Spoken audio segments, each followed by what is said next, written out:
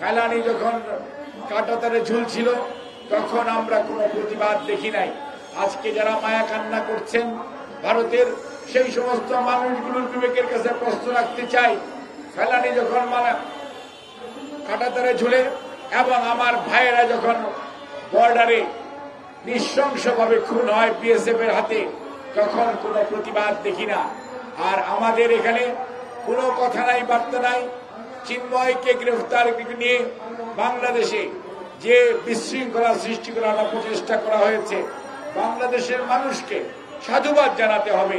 রাজবাড়িতে সাম্প্রদায়িক সম্প্রীতি নষ্ট করার চেষ্টা করা হয়েছিল, কিন্তু বাংলাদেশের মানুষ সেই ষড়যন্ত্রে পা দেয়নি।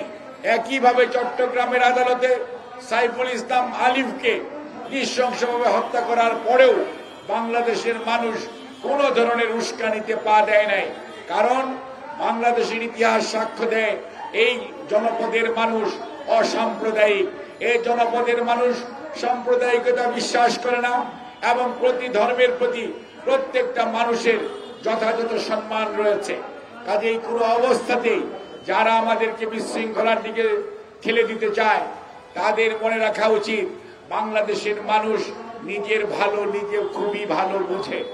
বাংলাদেশের মানুষ কোনো অবস্থাতেই অন্যের প্ররোচনায় অথবা কোনো অডিও ভিডিওর মাধ্যমে সত্যিকার অর্থে বাংলাদেশের মানুষকে বিপদগামী করা যাবে না।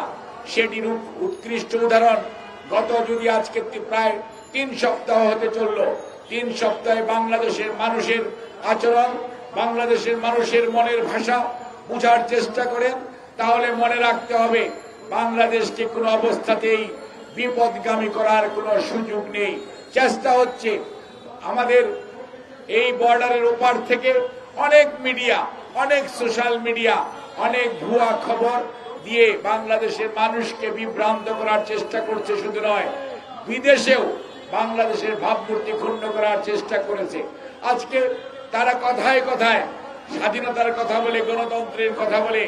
আজকে তাদেরকে জিজ্ঞেস করা উচিত, আগরতলাতে আমাদের সহকারী হাই কমিশনে যে আক্রমণ হলো, এটি ভিয়েনা কনভেনশনে কোথায় লেখা আছে? দায়িত্ব তো ভারত সরকারের ছিল, তারা সেই দায়িত্ব পালন করতে পারে নাই, তারা ব্যর্থ হয়েছে। আজকে কলকাতাতে আমাদের ডেপুটি হাই কমিশনে সামনে যে বিক্ষোভ এবং বাংলাদেশের পতাকা অথবা বাংলাদেশের অন্তর্বর্তীকালীন সরকারের প্রধান উপদেষ্টা সম্পর্কে যে কুৎসা এবং কুরুচিপূর্ণ আচরণ করা হয়, সেটি কোন অবস্থাতে কোন গণতন্ত্রে লেখা আছে?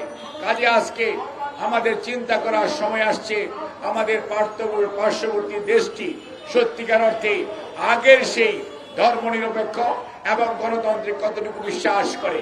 কাজে আমাদের মনে রাখতে হবে, আমরা যারা এই জনপদের মানুষ, আমরা যারা আজকে এখানে উপস্থিত, যারা এখানে নাই, আমাদের একটাই পরিচয়, আমরা বাংলাদেশী। আমরা পাহাড়ের মানুষও না, সমতলের মানুষও না, আমরা সবাই এই ভূখণ্ডের মানুষ, আমরা বাংলাদেশী। সেই পরিচয়ে পৃথিবীর মানচিত্রে আমরা বেঁচে থাকতে চাই। আমাদের অখণ্ডতা, আমাদের সার্বভৌমত্ব রক্ষার জন্য আমরা সবাই আজকে ঐক্যবদ্ধ।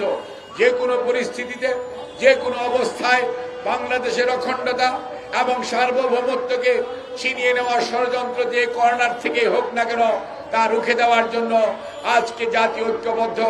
এবং আমরা মনে করি বাংলাদেশের মানুষের আজকের স্মার্ট কঠিন ঐক্যই বাংলাদেশের সার্বভৌমত্বের মূর্ত প্রতীক।